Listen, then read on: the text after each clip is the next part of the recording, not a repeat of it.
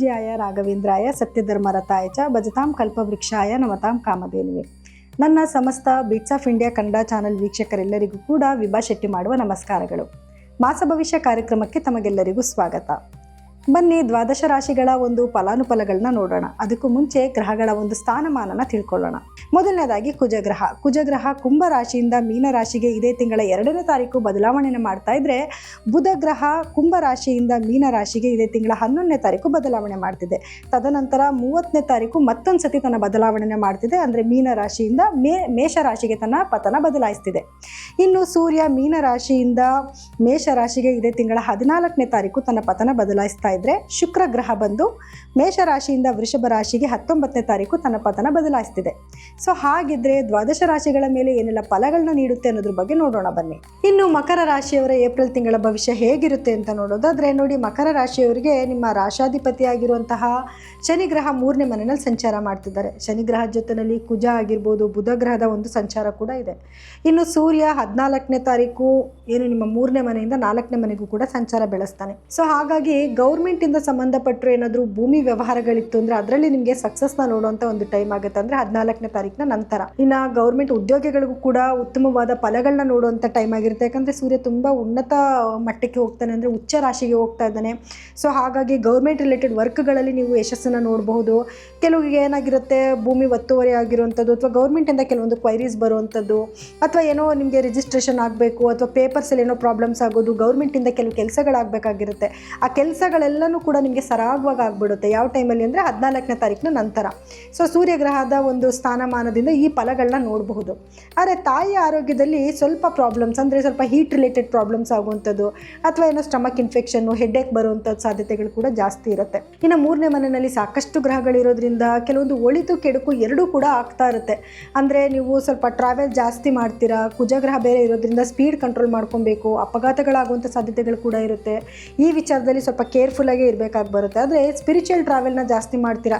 Not only spiritual travel, ಎಲ್ಲ ರೀತಿಯಾದ ಒಂದು ಚಿಕ್ಕ ಟ್ರಾವೆಲ್ಸು, ಅಂದರೆ ನೀವೆಲ್ಲೋ ಒಂದು ಇಲ್ಲೇ ಒಂದು 40 ಕಿಲೋಮೀಟ್ರ್ 50 ಕಿಲೋಮೀಟ್ರ್ ದೂರದಲ್ಲಿ ಯಾವುದೋ ಒಂದು ಜಾಗ ಇದೆ, ನಿಮ್ಗೆ ನೋಡಬೇಕು ಅಂತ ಆಸೆ ಇರುತ್ತೆ, ಅದಕ್ಕೋಸ್ಕರ ಹೋಗುವಂಥದ್ದು, ಟ್ರಾವೆಲ್ ಮಾಡುವಂಥದ್ದು, ಈ ರೀತಿಯಾದ ಟ್ರಾವೆಲ್ನ ಜಾಸ್ತಿ ಮಾಡ್ತಾ ಇರ್ತೀರ. ಇನ್ನು ಸೂರ್ಯಗ್ರಹದ್ದು ನಾನು ಆಗಲೇ ಹೇಳಿದೆ 4ನೇ ಮನೆಗೆ ಸಂಚಾರ ಮಾಡ್ತಾನೆ 14ನೇ ತಾರೀಕು ನಂತರ. ಆವಾಗ ನಿಮಗೆ ಭೂಮಿಗೆ ಸಂಬಂಧಪಟ್ಟಿದ್ದು ವ್ಯವಹಾರಗಳಲ್ಲಿ ಯಶಸ್ಸನ್ನು ಖಂಡಿತವಾಗ್ಲೂ ನೋಡಬಹುದು. ಯಾರೆಲ್ಲ ರೈತರು ಇರ್ತೀರ, ರೈತರಿಗೆ ಉತ್ತಮವಾದ ಬೆಳೆ ಬೆಳೆಯೋದಕ್ಕೆ ಒಂದು ಒಳ್ಳೆ ಅವಕಾಶಗಳು ಸಿಗುತ್ತೆ. ಜೊತೆಗೆ ಇದೇ ನಿಮಗೆ ಶುಕ್ರ ನಿಮ್ಮ 4ನೇ ಮನೆಯಿಂದ 5ನೇ ಮನೆಗೆ ಸಂಚಾರ ಮಾಡ್ತಾನೆ, ಉತ್ತಮವಾದ ಫಲಗಳನ್ನ ನೋಡಬಹುದು. ಅದರಲ್ಲೂ ಗಂಡ ಹೆಂಡತಿ ಮಧ್ಯದಲ್ಲಿ ಒಂದು ಒಳ್ಳೆ ಪ್ರೀತಿ ವಿಶ್ವಾಸ ಜಾಸ್ತಿ ಆಗುತ್ತೆ, ಬಾಂಡೇಜ್ ಚೆನ್ನಾಗಾಗುತ್ತೆ. ಗುರುವಿನ ದೃಷ್ಟಿ ಬೇರೆ ನಿಮಗೆ 2ನೇ ಮನೆ ಮೇಲೆ ಗುರುವಿನ ದೃಷ್ಟಿ ಇದೆ.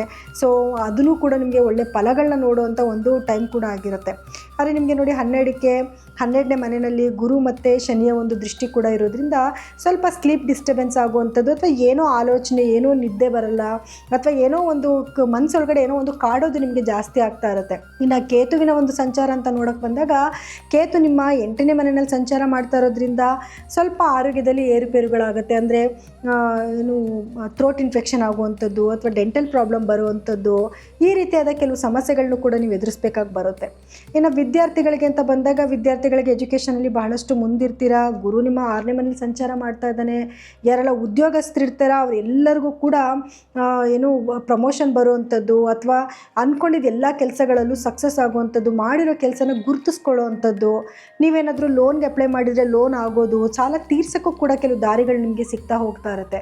ಸೊ ಹಾಗಾಗಿ ಗುರುವಿನ ಅನುಗ್ರಹ ತುಂಬ ಚೆನ್ನಾಗಿರುತ್ತೆ. ಆದರೆ ಹೆಲ್ತ್ ಪ್ರಾಬ್ಲಮ್ ಅಂತ ಬಂದಾಗ ಸ್ವಲ್ಪ ಶುಗರ್ ಬರುವಂಥದ್ದು ಅಥವಾ ಇದ್ದರೆ ಅದು ಜಾಸ್ತಿ ಆಗುವಂಥ ಚಾನ್ಸಸ್ ಕೂಡ ಇರುತ್ತೆ. ಸೊ ಹಾಗಾಗಿ ಆರೋಗ್ಯದಲ್ಲಿ ವ್ಯತ್ಯಾಸ ಕಂಡಾಗ ಮೊದಲು ಅದನ್ನು ವೈದ್ಯರ ಸಲಹೆ ತಗೊಳ್ಳೋದೇ ಒಳ್ಳೆಯದು. ಇನ್ನು ಪರಿಹಾರ ಅಂತ ಬಂದಾಗ ಕೆಲವೊಂದು ಸಮಸ್ಯೆಗಳು ಇದೆ, ಅಥವಾ ಕೆಲವೊಂದು ಒಳ್ಳೆಯದು ಕೂಡ ಚೆನ್ನಾಗಾಗ್ತದೆ. ನಿಮಗೆ ಪರಿಹಾರವಾಗಿ ಏನು ಮಾಡ್ಕೋಬೇಕು ಅಂತ ನೋಡಿದ್ರೆ ನೋಡಿ, ಮೊದಲನೇದಾಗಿ ಶನಿಗ್ರಹದ ಆರಾಧನೆ ಚೆನ್ನಾಗಿ ಮಾಡ್ಕೊಳ್ಳಿ. ಅಂದರೆ ಪ್ರತಿ ಶನಿವಾರದ ದಿವಸ ನಿಮ್ಮ ಕೈಲಿ ಆದಷ್ಟು ಬಡವರಿಗೆ ದಾನ ಧರ್ಮ ಮಾಡುವಂಥದ್ದು, ನಿಮ್ಮ ಕೈ ಕೆಳಗಡೆ ಕೆಲಸ ಮಾಡ್ತಿರೋನ ಪ್ರೀತಿ ವಿಶ್ವಾಸದಿಂದ ನೋಡ್ಕೊಳ್ಳೋವಂಥದ್ದು, ಇದನ್ನು ಮಾಡಿದ್ರೆ ಸಾಕು, ಶನೇಶ್ವರ ಖಂಡಿತವಾಗ್ಲೂ ನಿಮಗೆ ಒಲಿತಾನೆ. ಸಾಧ್ಯ ಆದರೆ ಒಂದು ಸತಿ ತಮಿಳುನಾಡಲ್ಲಿರುವಂತಹ ತಿರುನೆಲ್ಲಾರ್ ದೇವಸ್ಥಾನಕ್ಕೆ ಹೋಗಿ ಶನೇಶ್ವರಿಗೆ ಒಂದು ಅಭಿಷೇಕ ಮಾಡಿಸ್ಬಿಟ್ಟು ಬನ್ನಿ. ಅವಾಗೂ ಕೂಡ ನಿಮಗೆ ಖಂಡಿತವಾಗ್ಲೂ ಶನೇಶ್ವರ ಒಳಿತನ್ನು ಮಾಡ್ತಾನೆ. ಇನ್ನು 2ನೇ ಮನೆಯಲ್ಲೇ ರಾಹುವಿನ ಸಂಚಾರ ಕೂಡ ಇರೋದ್ರಿಂದ ಮಾತಾಡಬೇಕಾದ್ರೆ ಸ್ವಲ್ಪ ಕೇರ್ಫುಲ್ಲಾಗಿರಬೇಕು. ಯಾಕಂದರೆ ನೀವು ಬಾಯಲ್ಲಿ ಬಿಟ್ಟು ಮಾತಾಡ್ತಿದ್ರೆ ಕೋಪದಲ್ಲಿ ಏನು ಮಾತಾಡ್ತೀರೋ ಅನ್ನೋ ಅರಿವಿರೋದಿಲ್ಲ. ಕೆಟ್ಟ ಮಾತುಗಳು ನಿಮ್ಮ ಬಾಯಿಂದ ಬಂದುಬಿಡುತ್ತೆ. ಇದರಿಂದ ನಿಮಗೆ ಕೆಲವು ಕೆಟ್ಟ ಹೆಸರು ಕೂಡ ಬರುತ್ತೆ. ತುಂಬ ಡೇರಾಗಿ ಮಾತಾಡ್ತಾರೆ, ಹೆಂಗಂದ್ರಂಗೆ ಮಾತಾಡ್ತಾರೆ ಅನ್ನೋ ಕೆಟ್ಟ ಮಾತುಗಳು ಕೂಡ ನಿಮ್ಮ ಮೇಲೆ ಬರುತ್ತೆ. ಸೊ ಇದನ್ನು ಅವಾಯ್ಡ್ ಮಾಡ್ಕೊಳ್ಳೋಕ್ಕೋಸ್ಕರ ದುರ್ಗಾದೇವಿಯ ಆರಾಧನೆನ ಮಾಡ್ಕೊಳ್ಳಿ. ಪ್ರತಿ ಶುಕ್ರವಾರದ ದಿವಸ ಅಥವಾ ಮಂಗಳವಾರದ ದಿವಸ ರಾಹುಗಾಲದಲ್ಲಿ ದುರ್ಗಾದೇವಿಯ ದೇವಸ್ಥಾನಕ್ಕೆ, ಅಂದರೆ ರೌದ್ರ ರೂಪದಲ್ಲಿರುವಂಥ ದೇವಿಯ ದೇವಸ್ಥಾನಕ್ಕೆ ಹೋಗಿ ಒಂದು ನಿಂಬೆಹಣ್ಣಿನ ದೀಪನ ಹಚ್ಬಿಟ್ಟು ಬರೋದ್ರಿಂದನೂ ಕೂಡ ನಿಮಗೆ ಏನು ಈ ಸಮಸ್ಯೆ ಇದೆ ಆ ಸಮಸ್ಯೆಯಿಂದ ನೀವು ಈಚೆ ಬರಬಹುದು. ಜೊತೆಗೆ ಗುರುವಿನ ಆರಾಧನೆನ ಮಾಡ್ಕೊಳ್ಳಿ. ಗುರು ನಿಮಗೆ 6ನೇ ಮೇಲೆ ಕೂತ್ಕೊಂಡಿದ್ದಾನೆ, ಕೆಲವು ನೆಗೆಟಿವ್ ಪಾಸಿಟಿವ್ ಎರಡೂ ಕೂಡ ಆಗ್ತಾಯಿದೆ. ಹಾಗಾಗಿ ಪ್ರತಿ ಗುರುವಾರದ ದಿವಸ ಗುರುಗಳ ದೇವಸ್ಥಾನಕ್ಕೆ ಹೋಗಿ ನಿಮ್ಮ ಕೈಲಿ ಸಾಧ್ಯ ಆಗಿದ್ದನ್ನು ದೇವರಿಗೆ ಅರ್ಪಿಸ್ಬಿಟ್ಟು, ಅಂದರೆ ಗೋವಿನ ಒಂದು ಏನು ಸೇವೆ ಮಾಡುವಂಥದ್ದು, ಗೋವುಗಳಿಗೆ ಬಾಳೆಹಣ್ಣು ಕೊಡುವಂಥದ್ದು ಅಥವಾ ಬೇಯಿಸಿರೋ ಆಲೂಗಡ್ಡೆ ಕೊಡುವಂಥದ್ದು, ಇದನ್ನು ಕೂಡ ನೀವು ಮಾಡ್ಕೋಬೋದು. ಆವಾಗ ನಿಮ್ಗೇನು ಸಣ್ಣ ಪುಟ್ಟ ಸಮಸ್ಯೆಗಳು ಬರ್ತಿದ್ರು ಕೂಡ ಅದರಿಂದ ನೀವು ಈಚೆ ಬರ್ಬೋದು.